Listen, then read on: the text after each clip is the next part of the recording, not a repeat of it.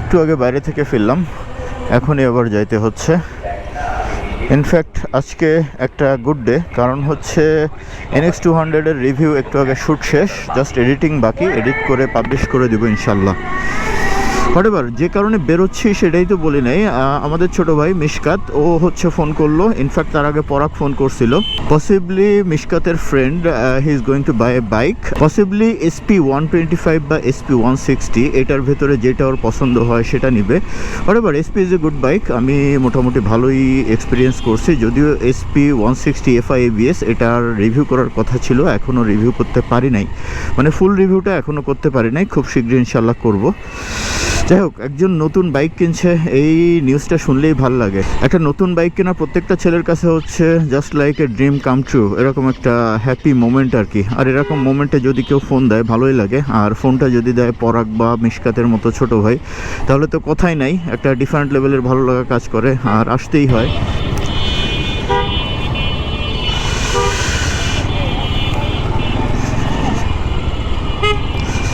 একটা FZ version 2 ছাপড়ি বানায় ফেলছে, দেখেন। আসলে বাইক ছাপড়ি না, ছাপড়ি হচ্ছে বাইকার, দেখেন তার প্রমাণ হচ্ছে এটা।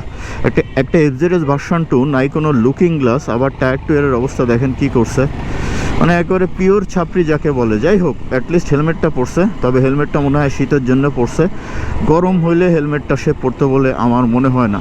আমি জানি না সে কে, হয়তো চেনাশোনাও বেরোয় যেতে পারে। হোয়াটএভার, SP সিরিজ, হোন্ডার SP সিরিজ, স্পেশালি SP125, এটা নিয়ে বাংলাদেশে সর্বপ্রথম বোধহয় আমি ফার্স্ট ইমপ্রেশন রিভিউটা দিয়েছিলাম এবং ভালো রেসপন্স পেয়েছিলাম আলহামদুলিল্লাহ।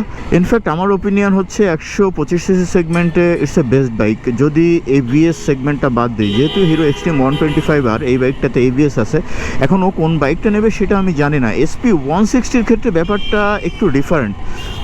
SP160 বাইকটা আসলে মার্কেটে ওইভাবে ক্লিক করে নাই। যদি ব্র্যান্ড হিসেব করি এবং প্রাইস হিসেব করি, সেক্ষেত্রে আমার কাছে মনে হয় খুবই রিজনেবল প্রাইসে SP সিরিজটা আসলে FI বা FI ABS বাইক কাস্টমারদের দিচ্ছে, বাট বাইকটা আসলে খুব একটা ক্লিক করতে পারে নাই। এর একটা কারণ আমি বলতে পারি, সেটা হচ্ছে বাইকটার লুকটা আসলে আই ক্যাচি না, বা লুকটা আসলে অ্যাট্রাক্ট করার মতো লুক না। আমার মনে হয় যে এটা একটা বড় কারণ, এছাড়া অন্য কোনো কারণ থাকতে পারে, যেহেতু বাইকটা নিয়ে অত অ্যানালাইসিস এখনও করা হয় নাই। যদি অ্যানালাইসিস করি তারপর ইনশাল্লাহ সব কিছু বলবো। আই এম অলমোস্ট দেয়ার, এমএবাড়ি রোড, ইয়ামাহা শোরুম। ইয়ামাহা নিলে এই রেঞ্জ কনসোর্টিয়া থেকেই নেওয়া হয়। আর সামনে আছে এয়ার এন্টারপ্রাইজ সুজুকি, এটা হিরো, তারপরে টিভিএস সামনেও আরও একটা আছে, আর একটু সামনেই হচ্ছে ST হোন্ডা ওয়ার্ল্ড। ইনফ্যাক্ট আমার আড্ডা ম্যাক্সিমামই এইখানে। ST হোন্ডা ওয়ার্ল্ডে আসলেই মোটামুটি আমাকে পাওয়া যায়, এরকম একটা ব্যাপার আর কি। ওরা চলে আসার কথা।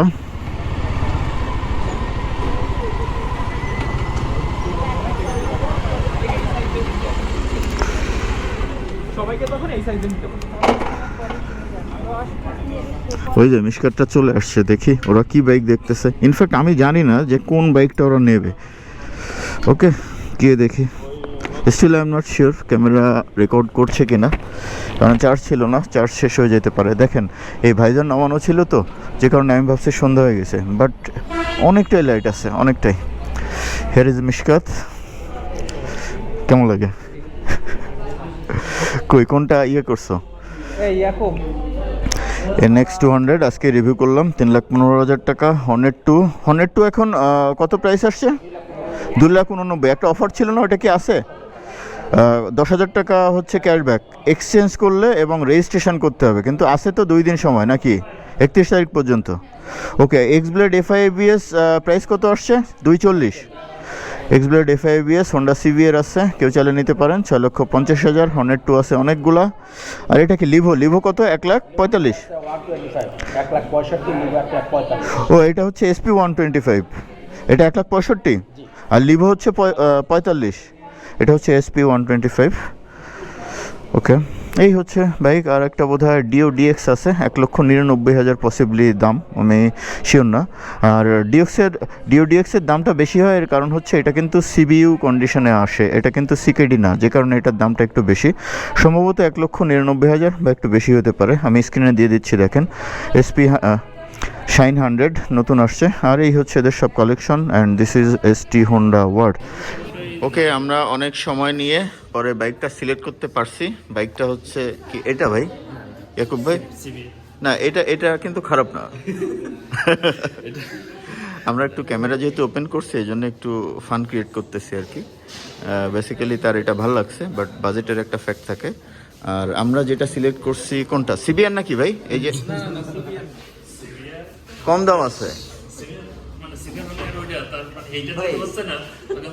তবে এটা আমরা খুব শীঘ্রই বোধহয় নামাচ্ছি না কি পরাগ? এই কালারটাই, তাহলে এটা আমি বুকিং দিয়ে দিব না ইনশাল্লাহ। ওকে, আমরা কোন বাইকটা নিচ্ছি একটু দেখাচ্ছি। আর বাইক যে নিচ্ছে সেই ভদ্রলোক হচ্ছে আমাদের ইয়াকুব ভাই, সে শিক্ষক মানুষ। আর তার আরেকটা বাইকও চয়েস ছিল, সেটা একটু পরে তাকে অন ক্যামেরা এনে আমরা জানবো যে আর কোন বাইকটা চয়েস ছিল আর কোন বাইকটা নিল। তো এখনই দেখাচ্ছি, আর কেন এটা নিল এগুলো নিয়ে ছোট্ট একটা সেশন করব। একটু দেখাই, রেডি হচ্ছে। এই যে SP125, আমি সাজেস্ট করছিলাম হচ্ছে SP125 যদি FI ABS সেগমেন্টে না যায় তাহলে SP125, অথবা হচ্ছে যদি ABS সেগমেন্টে যায় আমার প্রেফারেন্স ছিল হচ্ছে X-Blade FI ABS। এখন কোন বাইকটা নিচ্ছি এখনই বলবো নাকি ভেতরে গিয়ে দেখাবো?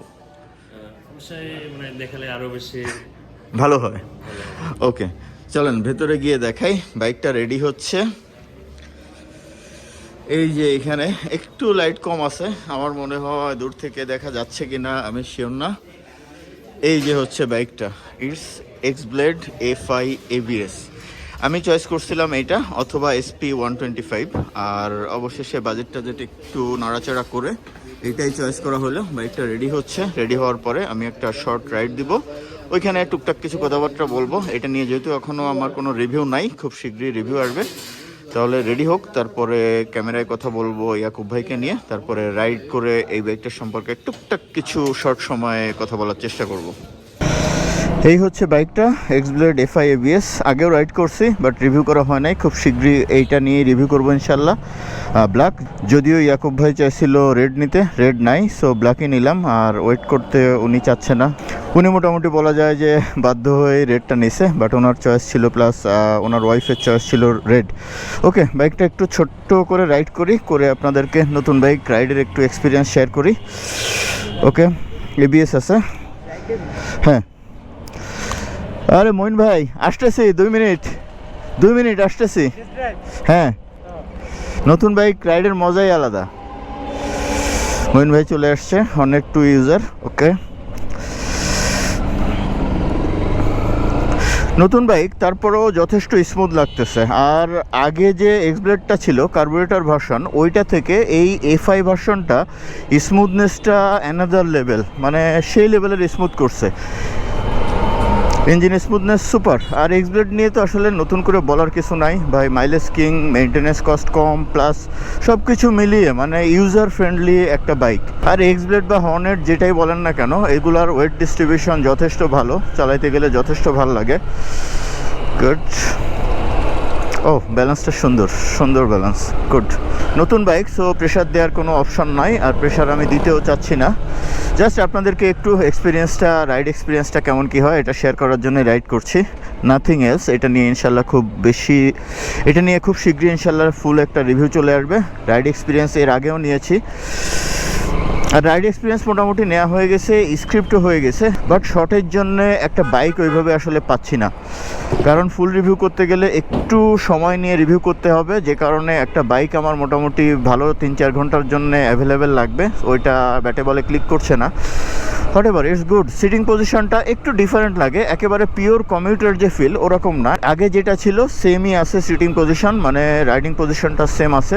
কমফোর্টটা ইনিশিয়ালি অনেকের কাছে মনে হইতে পারে যে হ্যাঁ একটু কম, বাট অভ্যস্ত হয়ে গেলে X-Blade-এর এই সিটিং পজিশনটা আমার কাছে মনে হয় যে কোনো বিষয় হিসেবে কাজ করে না, মানে অভ্যস্ত হয়ে গেলে এই সিটিং পজিশন ওকে। হেডল্যাম্পের আলো, X-Blade এইভাবে রাত্রের বেলায় অনেক দিন পরে চালাচ্ছি।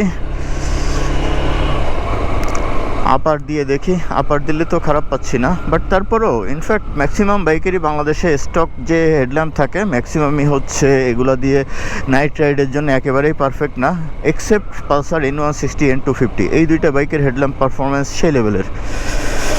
আর এটার মিটারটা সুন্দর লাগে, একটা সিভিআর সিভিআর ফিল হয় দেখেন, মানে মনে হচ্ছে যে মানে এইখানে তাকাইলে মনে হচ্ছে I am riding A CBR. এই যে বলতে বলতে দেখেন N160 আলো দেখছেন, বুঝতে পারতেছেন? Yes, N160। ওকে, সামনে দিয়ে টার্ন করি। আচ্ছা, যেটা বলছিলাম, এটার এই উইন্ডশিল্ডটার জন্য বাতাস হালকা হলেও একটু কম লাগতেছে। এই উইন্ডশিল্ডটা আর একটু বড় হলে আমার মনে হয় আর একটু বেটার হইতো, শীতের সময় বাতাস কম লাগতো। আর যে লেভেলের ঠান্ডা পড়ছে, আর এই ঠান্ডায় এই উইন্ডশিল্ডটা ডেফিনেটলি একটা বড় কন্ট্রিবিউশন করতে পারতো, যদিও করতেছে, বাট আর একটু বড় হলে আরও ভালো হইতো। Okay fine, smoothness is fantastic. এটা নিয়ে খুব শীঘ্রই রিভিউ চলে আসবে। এখন হচ্ছে বাইকটা আমরা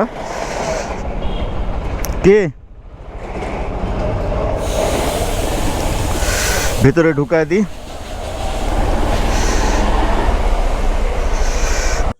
ওকে, আমাদের ইয়াকুব ভাই আমাদের সঙ্গে আছে। বাইকটা তো এতক্ষণ আমি রাইড করলাম, টুকটাক কিছু এক্সপিরিয়েন্স দেওয়ার চেষ্টা করছি। খুব শীঘ্রই এটা রিভিউ নিয়ে ইনশাল্লাহ আসবো, হয়তো এই বাইকটা নিয়ে রিভিউ করব ইনশাল্লাহ, যদি সবকিছু ক্লিক করে আর কি। অবশ্যই। হোয়াটএভার, ইয়াকুব ভাই, এই বাইকটা আমরা এক্সব্লেড FI ABS নিচ্ছি। আচ্ছা, এসে তো অনেকগুলো বাইক এখানে দেখছি, তার আগে আপনার আরেকটা বাইক চয়েস ছিল আমি যতটুকু জানি, আপনি দেখতেও গেছিলেন। কি বাইক যদি সবাইকে একটু বলেন? FZ FZS version 4। 4। আচ্ছা, ওই বাইকটা কেন আপনি নিলেন না, FZS ভার্সন 4? আসলে মানে আমি অনেকগুলো বাইক দেখছি, সব মিলে মনে হচ্ছে যে আসলে বাজেটের ভিতর থেকে সবচেয়ে ভালো এটা। আর ওইটা আসলে বাজেটের থেকে আমার কাছে মনে হচ্ছে যে আর একটু মানে ওইটা over budget, overpriced। Over price, okay, এরকমই বলা চলে আর কি। সো দেখেন, আমরা কিন্তু আহ, সবসময় একই জিনিসই বলি যে FZ সিরিজের ক্ষেত্রে স্পেশালি ভার্সন 3 ডিলাক্স বা ভার্সন 4 এগুলোকে আমরা জানি যে ওভার প্রাইস। সো ভাইয়ারও কিন্তু সেম অবজারভেশন, ইয়াকুব ভাইয়ারও মনে হয়েছে এটা আসলে ওভার প্রাইস, যে কারণে উনি FZ ভার্সন 4 নেয় নাই। আচ্ছা, এই এক্সব্লেড FI ABS এইটা নেয়ার পেছনে কারণটা কি? এটা তো 2,40,000, এটা কি আপনার লজিক্যাল মনে হয়েছে প্রাইসিংটা? আসলে আমি অনেকগুলো বাইক দেখছি তো, মানে অনেকগুলো বাইক দেখলে তখন বোঝা যায় যে কোনটা বেশি চুজেবল হয়। আচ্ছা, তো আমি অনেকগুলো বাইক দেখার পরে মনে হলো যে আসলে এই এক্সপ্লেড এটা আসলে আমার জন্য উপযোগী। ওকে, আর এটা আমি আরো বলবো যে এটা মোটামুটি সবার জন্যই উপযোগী, আমার জন্য শুধু না, সবার জন্যই সবার জন্য আসলে উপযোগী। উপযোগী। ওকে, আর দামের ভিতরে বলতে গেলে আসলে মানে একজন মানুষের যে বাজেট থাকে, বাজেটের ভিতরে এটা বেশ আপডেট যে রিজনেবল। ফিচার গুলো আমরা চাই, সব ইউজুয়ালি ধরনের এফআই ফিচার এবিএস একটু দাম বেশি হয়, but Honda Xblade FI ABS এটা এটা আপনার কাছে মনে হয়েছে 2,40,000, এটা হচ্ছে রিজনেবল। Reasonable price. ওকে, আর হোন্ডার উপর কি কোনো স্পেশাল উইকনেস আছে আপনার? আপনি কিন্তু প্রথমেই আমি যতটুকু জানি যে হোন্ডা শোরুমে ঢোকার একটা প্ল্যান ছিল, হোন্ডার কোনো একটা বাইক নেবেন। আমি বাইক কেনার আগে আসলে প্রত্যেকে যেমনটা করে, কিছু বাইক দেখে, অনলাইনে ঘুরে, লোকের পরামর্শ নেয়, আমিও ঠিক সেরকম করছি। তারপরে আসলে মনে হয়েছে যে হোন্ডাটা আমার জন্য কেমন যেন একটু আপনার সাথে ম্যাচ হবে বা ফিট করবে ভালো। এটাই আর কি বেশি। ওকে, তো সাম আপ হচ্ছে ওনার কিন্তু আরেকটা বাইক চয়েস ছিল, বাট ওভার প্রাইস মনে হয়েছে, যে কারণে উনি ওইটা নেয় নাই। আর এক্সব্লেড এফআই এবিএস এটাকে ওনার কাছে মনে হয়েছে যে হ্যাঁ, এটা হচ্ছে প্রাইস ভার্সেস ফিচার বা সবকিছু মিলিয়ে এটাই ওনার জন্য পারফেক্ট, যে কারণে এক্সব্লেড এফআই এবিএসটা নিয়েছে। আচ্ছা, নতুন বাইকের ক্ষেত্রে কিছু কিছু বিষয় আছে, এগুলো সাজেশন অলরেডি বোধহয় পেয়ে গেছেন। সেটা হচ্ছে আপনি ইঞ্জিন অয়েল কিন্তু 10W30 হচ্ছে গ্রেড, ইঞ্জিন অয়েলটা আপনার রেগুলার চেঞ্জ করতে হবে টাইমলি, আর এই গ্রেডের বাইরে যাওয়া যাবে না। ইউজুয়ালি আপনি যেখানে থাকেন মোংলাতে, অনেক ক্ষেত্রে হয় যে বাইকটা রেখে যে ইঞ্জিন অয়েলটা চেঞ্জ করতে হবে, গ্যারেজ ওরা ওদের ইচ্ছা মতো দিয়ে দেয়, এটা কিন্তু করা যাবে না। আর একটা হচ্ছে, এটা যেহেতু এফআই বাইক, সবসময় অকটেন ইউজ করবেন, আর খোলা তেল ইউজ করা যাবে না। আর সময় মতো সার্ভিসগুলো করাবেন। আর ইনিশিয়ালি একটা ব্রেকিং পিরিয়ডের ফ্যাক্ট থাকে নতুন বাইকে, ইউজুয়ালি আমরা 1,000 কিলোমিটারের মতো ব্রেকিং পিরিয়ড মানি, এর বেশি মানলে আরো ভালো, বাট মিনিমাম 1,000 কিলোমিটার পর্যন্ত ব্রেকিং পিরিয়ডে আমরা বাইকটা একটু মিনিমাম স্পিডে চালাবো। আমরা এটাকে আরপিএম হিসেবে বুঝি যে 6,000 আরপিএম এর উপরে বাইকটা রাইড করব না। আর আমরা যদি ব্রেকিং পিরিয়ডটা মানি, তাহলে ইঞ্জিনের ফ্রিকশনটা টাইমলি হয় এবং ভালো হয়, ইঞ্জিনের ডিউরেবিলিটিটা ভালো হয়। এই জিনিসগুলো একটু মেনটেন করবেন, ব্যাস দেখবেন যে এই বাইকটার মেইনটেনেন্স কস্ট অনেক কম এবং লম্বা সময় ধরে বাইকটা ইউজ করতে পারছেন। ধন্যবাদ। Thank you, thank you. সবাইকে এক্সপিরিয়েন্সটা শেয়ার করে দিলাম এই জন্য, জাস্ট এটা একটা স্টোরি, একটা বাইক কেনার স্টোরি।